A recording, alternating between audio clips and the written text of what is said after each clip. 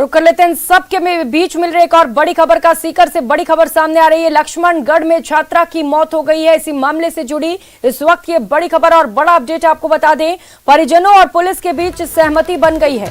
कल से लगातार थाने के बाहर धरना चल रहा था। वार्ता के बाद पोस्टमार्टम के लिए परिजन तैयार हो चुके हैं। पुलिस ने जांच और कार्रवाई का आश्वासन दिया है। छात्रा की सहेली पर नशीली दवाएं पिलाने का आरोप लगा है।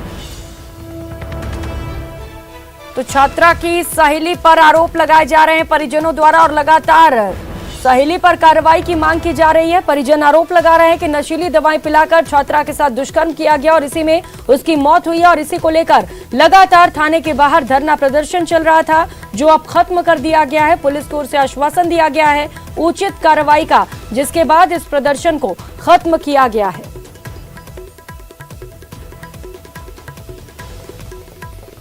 तो लक्ष्मणगढ़ में छात्रा की मौत हो गई थी, जिसके बाद से लगातार प्रदर्शन किया जा रहा था और ये बड़ा अपडेट आपको बता दें। अब इस प्रदर्शन को खत्म कर दिया गया है क्योंकि पुलिस ने जांच और उचित कार्रवाई का आश्वासन दिया है। सहयोगी संदीप हमारे साथ जुड़ चुके हैं।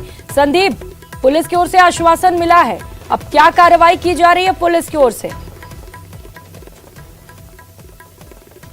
लक्ष्मणगढ़ थाने का घेराव करके परिजन बैठे हुए थे। रात को भी धरना जारी था। उसके बाद लगातार जो है वो प्रशासन की ओर से वार्ता की जा रही थी और अब जो परिजन थे और जो ग्रामीण थे, कुछ जनप्रतिनिधि भी थे, उनके साथ प्रशासन की वार्ता और उसमें ये आश्वासन दिया गया है कि अगर जो सहेली का जिसका नाम लिया जा रहा है, अगर वो भी इस मामले में कहीं दोषी हुई जांच के बाद तो उसके खिलाफ भी कार्रवाई की जाएगी और जो भी लोगों पे आरोप लगाए उनको जल्द से जल्द जो पुलिस है वो अरेस्ट करेगी और उसके बाद जो धरना है वो समाप्त कर दिया गया और अब जो पोस्टमार्टम की कार्रवाई है वो पुलिस की ओर से करवाई जा रही है। जी संदीप, क्या परिजनों की ओर से कोई अल्टीमेटम दिया गया है कि इस तय सीमा तक पुलिस को कार्रवाई करनी होगी, नहीं तो फिर से प्रदर्शन किया जाएगा? देखिए, इस मामले में जो गतिरोध मुख्य तौर पर बना हुआ है वो पुलिस जो है वो जैसे अधिकारियों से हमारी बात हुई तो इसको इस तरह की घटना अभी फिलहाल तक नहीं मान रही है। पुलिस का ये कहना है कि ये एक हादसा भी हो सकता है, तो इस वो जो पूरी जांच है वो पुलिस की इस पर टिकी और उसके बाद ही जो है वो पूरी जांच के बाद स्थिति साफ होगी। तो टाइम जैसी अल्टीमेटम जैसा कोई आश्वासन पुलिस की ओर से नहीं दिया गया है। बिल्कुल संदीप, और जांच के बाद ही ये पता चल सकेगा कि सहेली पर जो आरोप लगाए जा रहे हैं वो किस हद तक सही है। अब जांच के बाद ये खुलासा होगा। आप नजर बनाए रखिएगा। शुक्रिया इन तमाम जानकारियों के लिए। और अब बात कोटा की, जहां पर कोटा से एक ऐसी खबर सामने आई है जिसे सुनकर आप भी हैरान रह जाएंगे। जयपुर के रहने वाले कलयुगी पिता ने शराब का कर्ज उतारने के लिए अपनी 4 साल की मासूम बेटी को गिरवी रख दिया। मासूम बच्ची से कई दिनों तक भीख मंगवाए गए। 4500 रुपए का कर्ज चुकाया गया, लेकिन इस मासूम के बड़े भाई जो खुद भी 6 साल का है, उसने हिम्मत दिखाई, अपनी 4 साल की बहन को भिक्षावृत्ति से मुक्त कराया। जयपुर से कोटा ले आया। दोनों भाई बहन कोटा के रेलवे कॉलोनी के एक इलाके में घूमते हुए नजर आए। वार्ड पार्षद की सूचना के बाद पुलिस अलर्ट हुई। पुलिस ने दोनों को दस्तयाब किया और बाल कल्याण समिति के समक्ष पेश किया गया। काउंसलिंग में बच्चों ने बताया कि उसकी मां अपाहिज है और उसके पिता शराब में डूबे रहते हैं।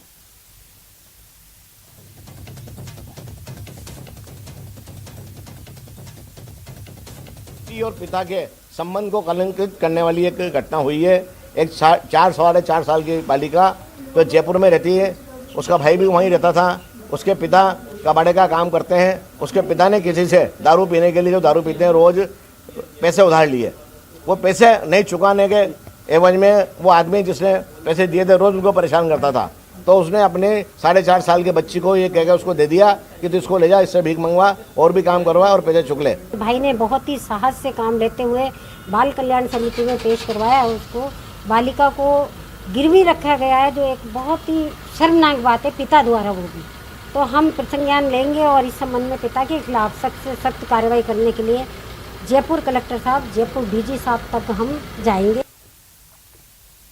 और अब बात भीनमाल की, जहां पर जलदाय विभाग के अधिकारियों की लापरवाही की वजह से करोड़ों रुपए की सड़क बर्बाद हो गई। वो भी उस सड़क की बात कर रहे हैं जिसे महज 1 ही महीने पहले बनाया गया था। कुल 1 करोड़ 15 लाख लागत लगाई गई थी।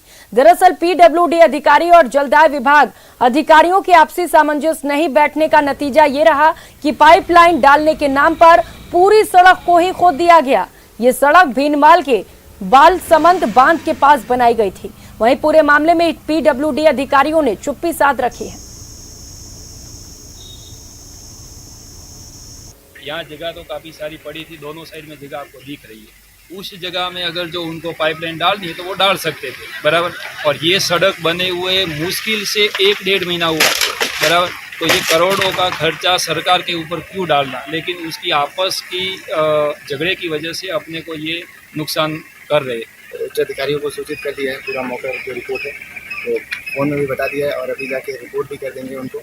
सीएम मैडम को भी बता दिया है और उन्होंने कहा है वो कलेक्टर साहब से बात करेंगे इसके रिगार्डिंग, क्योंकि ये पूरा प्रोजेक्ट है इनका शहर पे पाइपलाइन डालने का, तो इसके रिगार्डिंग। और इन्होंने ये एसीडी वालों ने ये बोला है कि अभी मतलब सुबह 5 बजे से इस पर रिपेयरिंग का काम शुरू करवाएंगे और हम भी अभी जाके एसडीएम मैडम को और अपने एक्शन साहब को बताएंगे, सूचित करेंगे कि मतलब इसके बारे में आगे की कार्रवाई करें। और अब बात बांसवाड़ा की खमेरा थाना क्षेत्र के सवनिया गांव में ट्रोले ने कार को चपेट में ले लिया। कार सवार 4 लोग गंभीर रूप से घायल हो गए, जिन्हें इलाज के लिए स्थानीय अस्पताल घाटोल पहुंचाया गया, जहां इलाज के दौरान 2 लोगों की मौत हो गई और 2 लोगों का प्राथमिक उपचार करने के बाद एमजी अस्पताल उन्हें रेफर किया गया। दरअसल बांसवाड़ा से धारियावत जाने के दौरान सवनिया गांव में ट्रोले ने कार को चपेट में ले लिया, जिसमें 2 लोगों की मौत हो गई।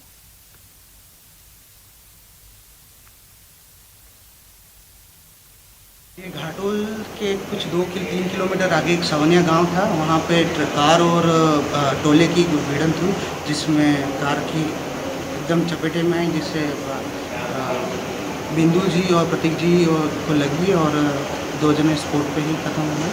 उनको अभी बांसवाड़ा लेकर आए। 2 की मौके पे ही मौत हो गई है। क्या नाम है जिनकी मौत हुई? वो भी है पिंटू जी और वेनी सेठ। हाँ, पिंटू जी और वेनी सेठ, ये 2 की डेथ हो गई है और बिंदु और प्रतीक 2 घायल जी हैं, जिनको रेफर करा है अभी 2 घायल घाटोल से बांसवाड़ा। टोटल 4 थे कार में, टोटल 4 लोग। तो सवनिया में ये भीषण सड़क हादसा हुआ। बताया जा रहा है कि ट्रोले ने कार को टक्कर मार दी, जिसमें 4 लोग गंभीर घायल हो गए। तुरंत अस्पताल पहुंचाया गया, लेकिन इलाज के दौरान 2 व्यक्तियों की मौत हो गई, 2 लोग अभी भी घायल हैं।